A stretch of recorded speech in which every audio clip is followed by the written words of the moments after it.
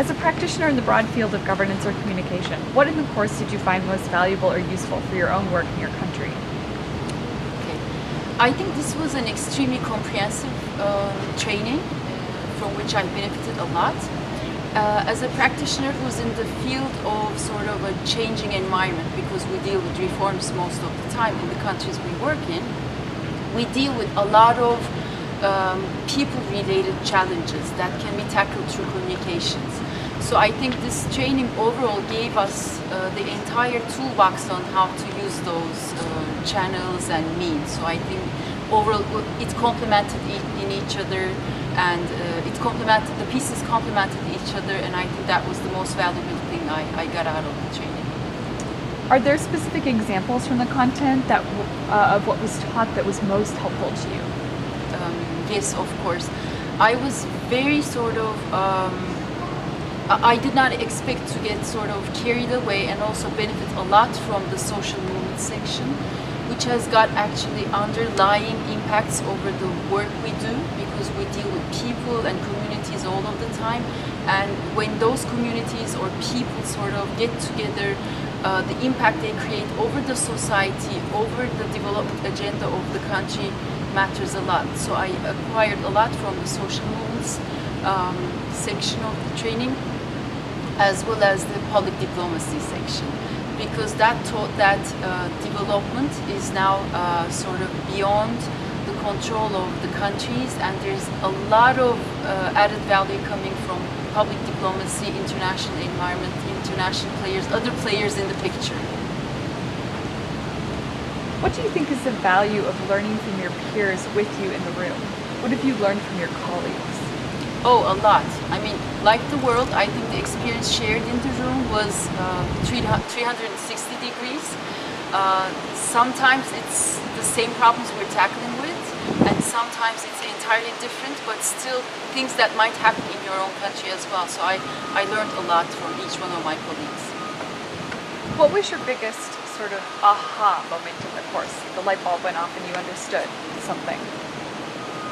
Actually, it's going to be very simple, but the aha moment came at the very beginning when it was mentioned during one of the sessions, but over the sort of course of the sessions, it built up, and I think that is the fact that the communications is in the core. How much demand do you think there would be for this type of course in your region, and why? I work for Europe and Central Asia region of the World Bank, which is, compared to the other regions within the World Bank, a relatively prosperous region.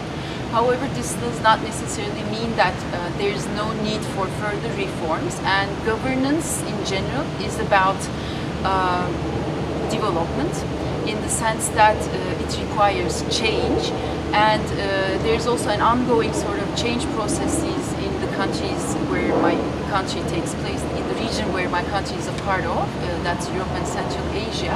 And I think whoever is working on as communications person who's dealing with the challenges of reform processes should benefit and can benefit. So I think that it will be very much appreciated by the entire region. How do you see this program going forward so that it will address the capacity gaps in your region? What do you think is the ideal future for this project?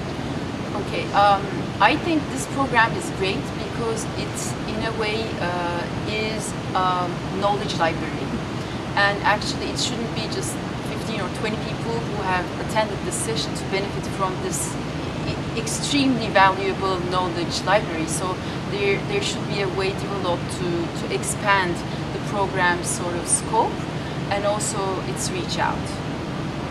And what do you think would be the kind of institutional support that would be necessary to make this project successful and useful going forward?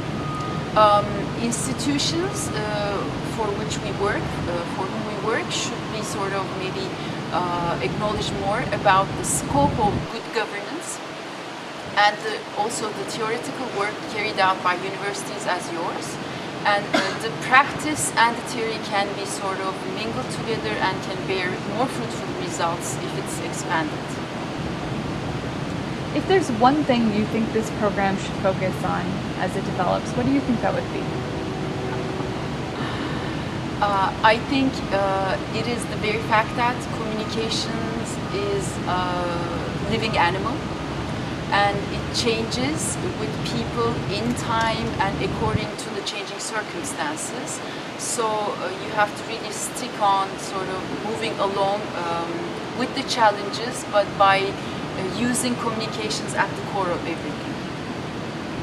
One of the objectives of this partnership between the World Bank and the Annenberg schools is to build regional networks of professionals working on governance issues from a diverse range of sectors using strategic communication. What do you think these networks should accomplish first and foremost? I mean, these networks, as I said, will be beneficial to all who are involved in the world of communications and also in the world of development and also in the world of change, which are sort of interrelated issues. So I think in order to expand the horizons on any of these topics would be I think, the most important sort of fruit that this program gives. So this network is extremely important also in sharing peer review and experience of others who are doing the same or related kind of work. How do you think you personally might be able to contribute to the development and sort of sustaining of this network that's developing? I mean, very openly, I'm going to be an ambassador for this network for sure, because I have benefited a lot from it, and I see a lot of opportunities for many colleagues within the World Bank who can also benefit from the same experience. All right, excellent.